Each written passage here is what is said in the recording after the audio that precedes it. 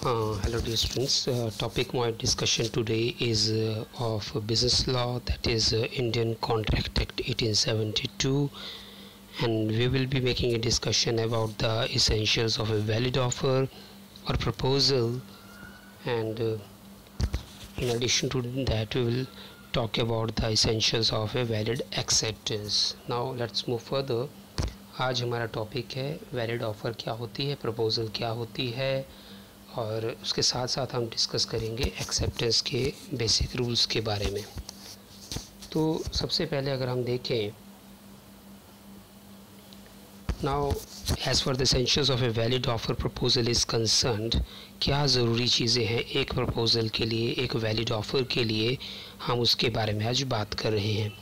First one point is intention to create a legal relationship. Legal relationship means when there are two parties involved there in case of a contract, one making the offer and another is making the acceptance. Now the parties should have an intention to create a legal relationship. Now one case has been mentioned here, that is Balfour versus Balfour. In Balfour versus Balfour case, there were husband and wife, and husband promised to pay his wife certain amount, and it was under certain personal arrangements, family arrangements.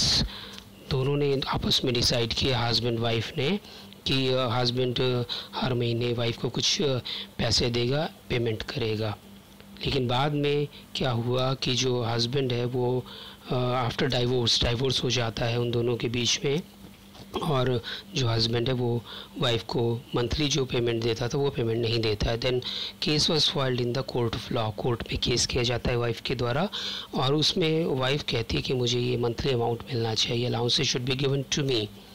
Then in that case the court decides that it was basically a social arrangement, this was a family arrangement. ये आपस में दोनों ने सहमति से किया था, there was not an intention to create a legal relationship. कानूनी तौर पर बंधने की उनकी कोई इस तरह की रिलेशनशिप में बंधने की उनकी कोई सोच नहीं थी, समझ नहीं थी। इसलिए जो वाइफ है वहाँ पर जो मंथली अलाउंसेस मिलते, पेमेंट मिल पाने की अधिकारी नहीं है, और तो वाइफ के जो केस फाइल कर रखा था वाइफ ने उसे डिसमिस कर दिया गया।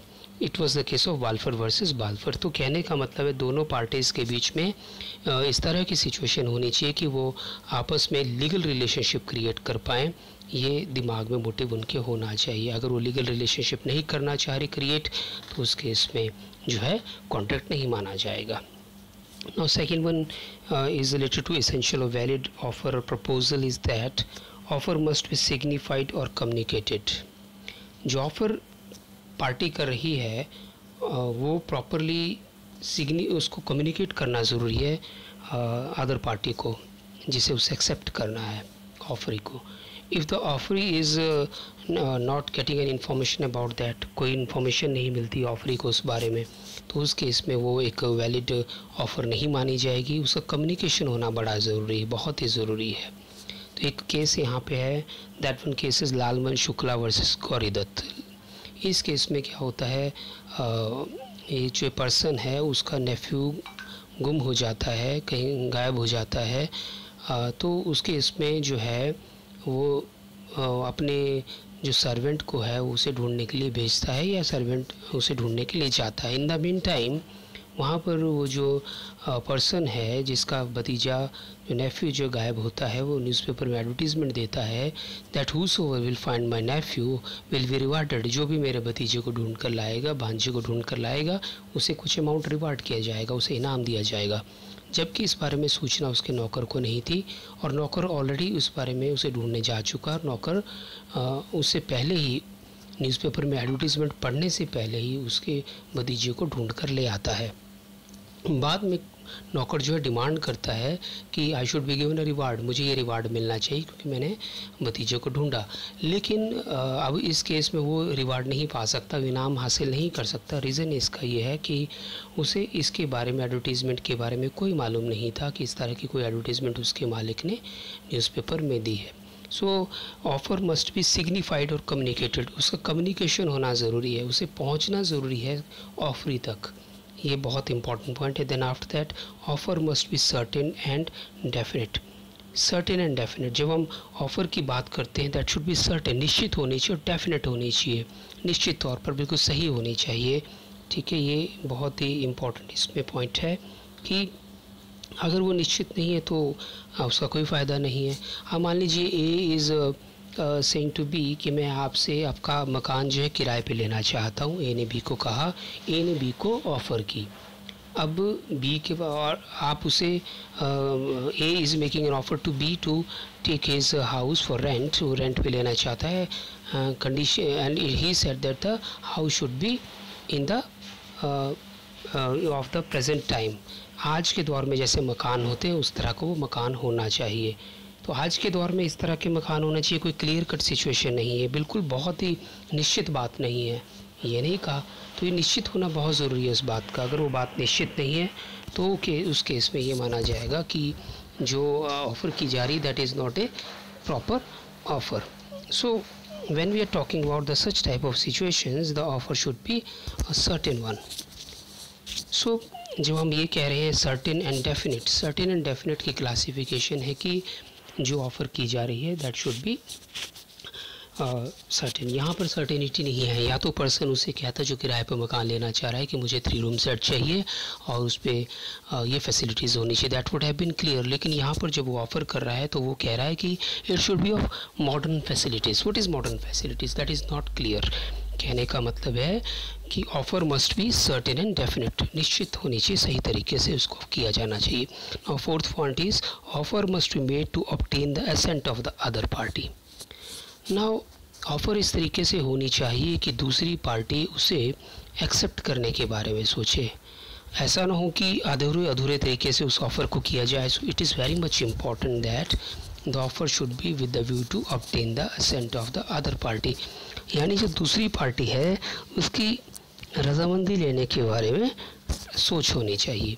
अगर रजामंदी लेने के बारे में सोच नहीं है तब भी ये एक वैलिड ऑफ़र नहीं मानी जाएगी। तो वैलिड ऑफ़र के लिए ये चीज़ बहुत ज़रूरी है कि रजामंदी वाला पॉइंट इसमें बहुत ही लाजमी है। तो उसके बाद जो है नेक्स्ट पॉइंट हमारा है उसे हम डिस्कस करते हैं। Offer must be distinguished from invitation to offer. Offer must be distinguished from invitation to offer. लेकिन उससे पहले जो मैं ये पिछला जो पॉइंट है उसको थोड़ा सा इलेबोरेट करने की कोशिश करूँगा। That offer must be made to obtain the assent of the other party, यानी कि इस तरीके से होनी चाहिए ऑफ़र कि दूसरी पार्टी, मान लीजिए ए ने बी को कहा कि मैं आपको कार बेचना चाहता हूँ 1 लाख रुपए में, तो उसकी इंटेंशन भी होनी चाहिए कि कार बेचनी है। दूसरी पार्टी अगर उस पर एक्सेप्ट करती है तो एक्सेप्ट करने के बारे में उसे सोचना पड़ेगा। तो ये बहुत ही ज़रूरी पॉइंट है इसमें। Then after that offer must be distinguished from invitation to offer. Invitation to offer का मैं आपको एग्जांपल देता हूँ पहले। What is an invitation to offer? When you go to a shop, for example you are going to a mobile shop, और mobile shop में जब आप जाते हो तो आप बहुत सारे मोबाइल्स वहाँ डिस्प्ले में देखते हो। तो जब आप डिस्प्ले में देखते हो और वहाँ पर जब that is an invitation to offer. Invitation to offer means shopkeeper is inviting you to purchase the mobile phones, यानी शॉपकीपर की तरफ से आपके लिए एक तरह से इन्विटेशन है कि आप मोबाइल फ़ोन परचेज़ करें जो डिस्प्ले ऑफ आइटम्स हैं। अब इसे डिस्टिंग्विश करना पड़ेगा, इसे डिफरेंस बताना पड़ेगा ऑफ़र के साथ। ऑफ़र कुछ और होता है, ऑफ़र इज़ समथिंग डिफरेंट। तो इन ऑफ़र में क्या होता है, एक पार्टी ऑफ़र करती है और मान लीजिए ए ने बी को कहा मैं आपको कार बेचना चाहता हूँ, और बी ने कहा ठीक है एक्सेप्टेंस कर ली, मुझे कार ख़रीदनी है। लेकिन यहाँ पर क्या होगा, इन्विटेशन टू ऑफ़र में क्या होगा, for example display of certain items is there. Now the person who wants to purchase the mobile phone, जो पर्सन मोबाइल फ़ोन ख़रीदना चाहता है वो क्या करेगा, शॉप में जाएगा, यानी वो ऑफ़र करेगा कि मुझे ये वाला मोबाइल परचेज़ करना है। तो ऑफ़र करेगा वो पर्सन, मुझे 10,000 का मोबाइल लेना है, वो 10,000 का मोबाइल दिखाएगा, शॉपकीपर एक्सेप्ट करेगा कि ठीक है आप 10,000 रुपये दीजिए और मोबाइल ले जाइए। शॉपकीपर उसे एक्सेप्ट करेगा। कहने का मतलब है display of items was a invitation to offer, and जब उसके बाद शॉपकीपर के पास ख़रीदने वाला जो है परचेज़र जो है वो कहता है कि मुझे ये फ़लाँ प्रोडक्ट परचेज़ करना है, तो उसके इसमें ऑफ़र हो जाती है। Then after that whenever the shopkeeper is making the acceptance, price के लिए एग्री करती दोनों parties, then that is called acceptance. So ये इसमें पॉइंट था. Next point was offer must contain a term the acceptance और non compliance of which amounts to acceptance. एक example के थ्रू समझने की हम कोशिश करते हैं कि ए ने बी को कहा मैं आपकी कार लेना चाहता हूँ और ये कार मैं आपको 1 लाख रुपए में बेचूंगा. अगर आप इसके बारे में मुझे कम्युनिकेट नहीं करोगे तो मैं मान के चलूँगा कि आपने ये कार खरीद ली है. कहने का मतलब है when the offer is made then if not accepted by oral or written words I'll presume that you will purchase the vehicle. यानी मैं मान के चलूँगा, अगर आप लिखित तौर पर या ज़ुबानी तौर पर नहीं कहते कि कार लेनी है तो ये मैं मान के चलूँगा आप कार ले रहे हैं. अगर इस तरह की सिचुएशन होती है तो इस तरह की उसे एक्सेप्टेंस नहीं माना जा सकता. यानी कि ऑफ़र में इस तरह की कोई भी टर्म नहीं होनी चाहिए जिसकी वजह से उसे अगर पूरा ना किया जाए तो वो उसे एक्सेप्टेंस मान लिया जाए. ऐसा नहीं हो सकता, ऐसी पॉसिबिलिटी नहीं है. तो ये हमने जो पॉइंट्स अभी डिस्कस किए उससे पहले एक पॉइंट इसमें रहता है ऑफ़र में भी कंडीशनल.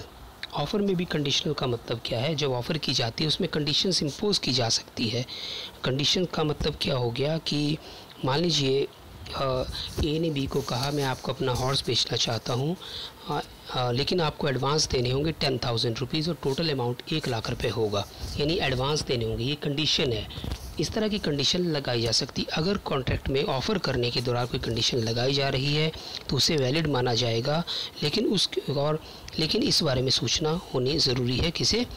ऑफरी को. तो condition can be there. Now we are talking about the acceptance. Acceptance क्या होता है? एक्सेप्टेंस के बारे में हम बात कर लेते हैं. Acceptance. Now an offer when accepted becomes a promise. जब ऑफर, हमने तो कहा दो इंपॉर्टेंट रिक्वायरमेंट्स है किसी कॉन्ट्रैक्ट के लिए, ऑफ़र और एक्सेप्टेंस. एक ऑफ़र का होना ज़रूरी है, एक पार्टी ऑफ़र करती है and other party is making the acceptance for that. जब ऑफ़र को एक्सेप्ट कर लिया जाता है, जैसे मैं एग्जांपल दे रहा हूँ, ए ने बी को कहा मैं आपको अपना लैपटॉप बेचना चाहता हूँ. ए ने ऑफ़र की लैपटॉप बेचने की 20,000 रुपये में, बी ने उसे एक्सेप्ट कर लिया. तो जब एक्सेप्ट कर लिया, ठीक है मैं 20,000 में आपका मोबाइल ख़रीद लूँगा, that is known as acceptance. जब ये दोनों एक्सेप्ट उसे कर लिया जाता है that is known as promise. उसे प्रोमिस कहा जाता है. Now exchange of reciprocal promises forming consideration for each other is an agreement. Agreement का मतलब क्या होता है? अब एग्रीमेंट मीन्स जब रेसिप्रोकल प्रोमिसेस का मतलब है, जैसे मैंने यहाँ आपको लैपटॉप के केस में कहा ए बी को लैपटॉप बेचेगा. कहने का मतलब ए ने बी को लैपटॉप देना है, बदले में उसे बी जो है ए को पेमेंट करेगा. ठीक है, तो ये रेसिप्रोकल प्रोमिसेस होगी. ए ने बी को प्रॉमिस किया आपको मैं लैपटॉप दूंगा और बी ने प्रॉमिस किया मैं आपको पेमेंट दूंगा. ये क्या हो गए? दोनों आपस में रेसिप्रोकल प्रोमिसेस हैं फॉर द कंसिडरेशन. बदले में कुछ ना कुछ देने की कोशिश कर रहे हैं.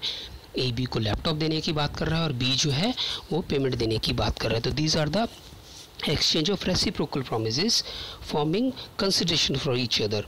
जब इस तरह की सिचुएशन होती है that is known as agreement. उसे एग्रीमेंट कहा जाता है. And agreement enforceable by law is a contract. यानी जो एग्रीमेंट है उसे लीगल टर्म्स में कन्वर्ट किया जाए, जो कानूनी जो प्रक्रिया है अगर पूरी कर ली जाए तो वो कॉन्ट्रैक्ट में कन्वर्ट हो जाता है. तो इस तरीके से हमारे पास पूरा का पूरा सिस्टम चलता है एक्सेप्टेंस की, जो हमने बात की. एक्सेप्टेंस के बाद अगला जो पॉइंट है that is definition of acceptance. क्या डेफिनेशन है एक्सेप्टेंस की? अगर हम बात करें, when the person to whom the offer is made. When the person to whom the offer is made, जिस पर्सन को ऑफ़र की जा रही है, when the person to whom offer is made, जिस पर्सन को ऑफ़र की जा रही है, यानी ए ने ऑफ़र की जा रही है, signifies his assent to proposal is called to be accepted. यानी एक पर्सन दूसरे को ऑफ़र कर रहा है, बदले में उसे फिर पर्सन जो बी है उसे एक्सेप्ट कर रहा है, that is called a proposal. When accepted becomes a promise. जब प्रपोजल को एक्सेप्ट कर लिया जाता है उसे प्रॉमिस कहा जाता है. तो कहने का मतलब हम ओवरऑल जब बात कर रहे हैं ऑफ़र एंड एक्सेप्टेंस के ऊपर, ये सारी की सारी सिचुएशन आती है. एक पार्टी ऑफ़र करती है, दूसरी पार्टी एक्सेप्टेंस करती है. तो यही डेफिनेशन एक्सेप्टेंस के पास भी है. यानी कि दूसरी पार्टी ने उसे एक्सेप्ट कर लिया, एसेंट को मान लिया, that is called to be acceptance. Now what are the essentials of a valid acceptance. क्या ज़रूरी बातें हैं एक एक्सेप्टेंस के लिए, हम उनकी बात कर रहे हैं. What are the essential points of a valid acceptance. एक एक्सेप्टेंस जो है उसके लिए कौन कौन से ज़रूरी बातें हैं. Acceptance must B unconditional. जो एक्सेप्टेंस है that should be unconditional. Acceptance जब की जा रही है उसमें कंडीशन इम्पोज नहीं होनी चाहिए। कहने का मतलब है ए ने बी को कहा मैं आपको अपना मोबाइल फ़ोन बेचना चाह रहा हूँ 6,000 रुपये में, लेकिन बी कहता है कि ठीक है मैं आपका मोबाइल खरीद लूँगा, लेकिन मैं वो बदले में कहता है मैं पेमेंट आपको 15 दिन के बाद दूँगा। ये आप अपनी तरफ से एक्सेप्टेंस के दौरान जो है वो कोई अपनी कंडीशन इम्पोज नहीं कर सकता एक्सेप्टर। कहने का मतलब है एक्सेप्टेंस मस्ट बी अनकंडीशनल। कोई कंडीशन एक्सेप्टेंस के दौरान नहीं होनी चाहिए। अगर कंडीशन होती है पार्टी जो एक्सेप्ट करने वाली है उसे, तो उसके इसमें से वैलिड एक्सेप्टेंस नहीं माना जाएगा। Second is acceptance must B signified और कम्युनिकेटेड। जब हम एक्सेप्टेंस की बात करते हैं, जो एक्सेप्ट कर रहे हैं किसी ऑफ़र को, तो उसे सिग्निफाई करना ज़रूरी, कम्युनिकेट करना ज़रूरी है। जैसे लालमन वर्सेस गौरीदत्त जो शुक्ला हमने केस में कहा कि जो ओनर था उसने न्यूज़पेपर में एडवर्टीज़मेंट दी और उससे पहले ही जो है नौकर जो है भतीजे को ढूंढ कर लाता है, लेकिन अब वो अगर एक्सेप्ट कर रहा है उस चीज़ को, ऑफ़र को, तो उसके बारे में कम्युनिकेट करना ज़रूरी था एक्सेप्टेंस के बारे में नौकर के द्वारा मालिक को, क्योंकि एक्सेप्टेंस नहीं की उसने, तो इस केस में जो है it is not said to be a valid acceptance. It should be communicated, उसके बारे में जानकारी होनी ज़रूरी है। Then acceptance must be in a prescribed mode. Prescribed mode का मतलब क्या है कि जो तरीका बताया गया एक्सेप्टेंस के लिए उसी तरीके से उसे एक्सेप्ट करना ज़रूरी है। That is not in prescribed mode, that is not a valid acceptance. For example A is saying to B that I want to sell to you my fridge. Fridge बेचना चाहता हूँ मैं आपको अपना, लेकिन अगर आपको ख़रीदना है तो आप मुझे ईमेल करके बताएंगे इस बारे में। बी अगर ईमेल के माध्यम से उसे इन्फॉर्मेशन देता है ए को कि हाँ मैं आपका फ्रिज खरीदना चाहता हूँ, then that is a valid acceptance, otherwise it is not a valid acceptance. ठीक है, तो ये इंपॉर्टेंट चीज़ है, इसमें इंपॉर्टेंट बात है कि प्रिस्क्राइब्ड मोड में जो तरीका बताया गया एक्सेप्टेंस का वही तरीका फॉलो होना ज़रूरी है। Next is acceptor must be aware of the offer. जो एक्सेप्टर है उसे ऑफ़र के बारे में अवेयरनेस होनी ज़रूरी है। जैसे मैं आपको लालमन शुक्ला वर्सेस ये वाला केस बताया, गौरीदत्त वाला केस, इसमें क्या है कि जो पार्टी है उसे जो है एक्सेप्टर है उसे ऑफ़र के बारे में जानकारी होनी चाहिए। इस केस में उसे नौकर को जानकारी नहीं थी कि न्यूज़पेपर में कोई एडवर्टीज़मेंट है भतीजे को ढूंढने के बारे में, उससे पहले बिना जानकारी को भतीजे को ढूंढ लेके आता है, तो इस केस में उसे इनाम नहीं मिलेगा। ये हमने ऑलरेडी डिस्कस कर लिया है केस। तो ये acceptance acceptor must be aware of the offer, aware होना चाहिए। Then acceptance must be within a reasonable time. जो एक्सेप्टेंस की जा रही है वो रीजनेबल टाइम में होना चाहिए। Now what is reasonable time? This is a question of law और क्वेश्चन ऑफ फैक्ट। ये सिचुएशन टू सिचुएशन वेरी करेगा कि क्या होता है रीजनेबल टाइम। ए ने बी के साथ कांटेक्ट किया, ए ने कहा बी को मैं आपको I want to sell you tomatoes, मैं आपको टमाटर बेचना चाहता हूँ, 1 क्विंटल टमाटर बेचना चाहता हूँ, इतने प्राइस पे बेचना चाहता हूँ। और बी जो है एक्सेप्ट करता है ऑफ़र, लेकिन वो 3 महीनों के बाद करता है। अब टमाटर बेचने का सीज़न तो चला गया, इतने टाइम तक तो वो टमाटर की जो फसल है, जो क्रॉप है, वो इंतज़ार नहीं करती। This is not A reasonable time. ये रीज़नेबल टाइम है ना, automatically acceptance is not a valid acceptance. तो इसे वैलिड एक्सेप्टेंस नहीं माना जाएगा क्योंकि ये रीज़नेबल टाइम में इसे नहीं किया गया है। Then after that acceptance can not precede an offer. जो एक्सेप्टेंस है ऑफ़र से पहले नहीं हो सकती। एक्सेप्टेंस जो है ऑफ़र से पहले नहीं हो सकती है। कि इसका कि हम एग्जांपल ले सकते हैं, ए जो है, ए के लिए किसी कंपनी ने 1000 शेयर जो है अलॉट कर दिए 10 रुपये के हिसाब से, 10,000 रुपये 1000 शेयर जो है 10 रुपये के हिसाब से, यानी 10,000 के शेयर अलॉट कर दिए, जबकि उसने अभी अप्लाई भी नहीं किया था। बाद में बी जो है उन शेयर्स के लिए अप्लाई करता है, लेकिन इस केस में जो है जो पहले अलॉटमेंट है that is not a valid allotment. तो ये अपने आप में ए और बी के बीच में कॉन्ट्रैक्ट नहीं बना, उसे भी जो अलॉटमेंट ऑलरेडी की गई है ये वैलिड अलॉटमेंट नहीं है, क्योंकि बी ने अपने बाद जो है उसे एक्सेप्ट, उसकी ऑफ़र को ऑलरेडी कर दिया गया है, जबकि ऑफ़र उसने बाद में की है। तो ये जो है offer acceptance can not proceed N offer. Acceptance पहले ऑफ़र से नहीं हो सकती, एक्सेप्टेंस केवल ऑफ़र के बाद ही हो सकती है। उसके बाद acceptance must be made before lapse of offer, revocation of offer. Acceptance must be made before lapse of offer. Offer जो है, ऑफ़र का जो टाइम पीरियड है, मान लीजिए टाइम पीरियड से पहले उसे एक्सेप्ट करना ज़रूरी है। अगर टाइम मेंशन कर रखा है ठीक है, लेकिन उस टाइम से पहले उसे एक्सेप्ट करना ज़रूरी है। अगर उससे पहले नहीं किया जाता तो और बिफोर रेवोकेशन ऑफर। रेवोकेशन का ऑफर है मतलब मीन्स इससे पहले कि ऑफर जो है उसे विड्रॉ कर लेता है तो उससे पहले उसे एक्सेप्ट करना होगा। जब मान लीजिए ए ने कहा कि मैं ऑफ़र की कि मैं आपको एग्जांपल ऑलरेडी है, कोई फसल बेचना चाहता है, वो अनियन बेचना चाहता है और टाइम रीज़नेबल टाइम में या उसे पर्टिकुलर टाइम से पहले उसे एक्सेप्ट करना है, लेकिन जो है और उसने 15 दिन का टाइम दिया, 10 दिन का टाइम दिया, 10 दिन से पहले आप उसे एक्सेप्ट करेंगे, लेकिन बी ने उसे एक्सेप्ट नहीं किया और ए ने उसे विड्रॉ कर लिया, रिवोक कर लिया। तो इस केस में जो है ऑफ़र एक्सेप्ट नहीं की गई, इस वजह से इसे वैलिड नहीं माना जाएगा। ए उस टाइम के बाद उसे एक्सेप्ट नहीं कर सकता या क्योंकि ए ने उसे ऑलरेडी विड्रॉ कर लिया है। उसके बाद है acceptance can not be implied from silence.